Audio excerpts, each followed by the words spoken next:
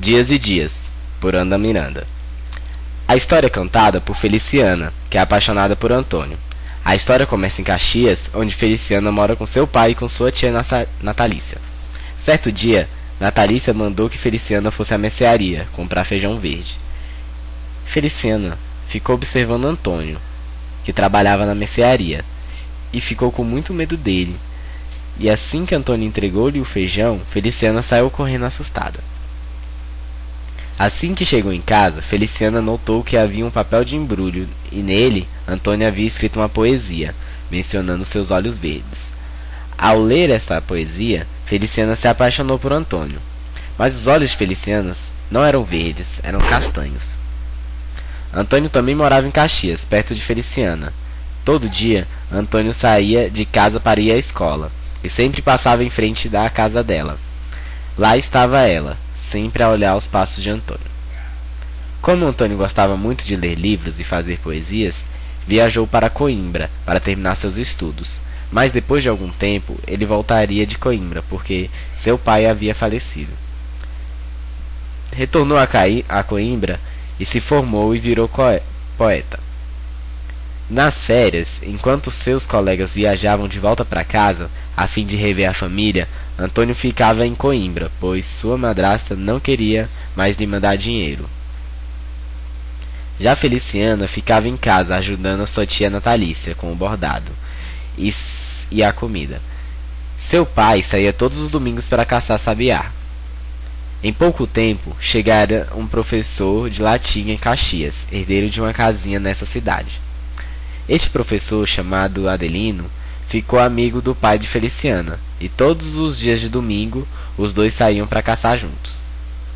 De tanto frequentar a casa do pai de Feliciana, tantas foram as vezes que o professor acabou se apaixonando por ela.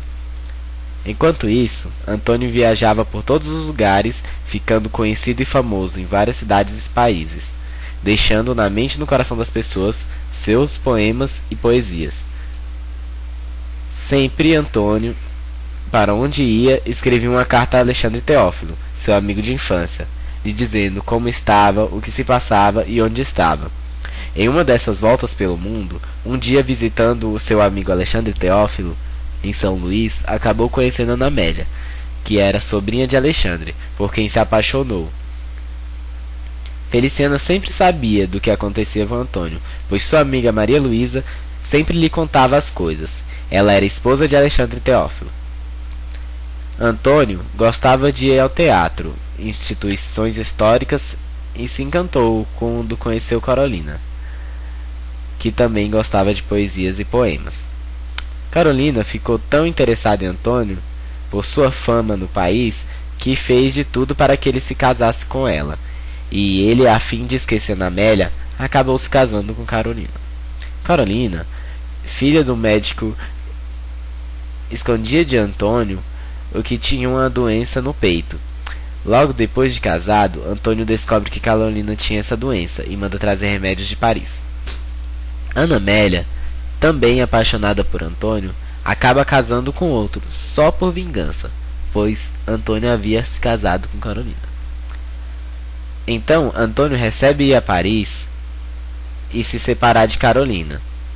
Chegando a Paris, ele se encontra com Ana Amélia e pede perdão a ela, mas ela, muito chateada, resolve não perdoá-lo e vive o seu casamento por vingança.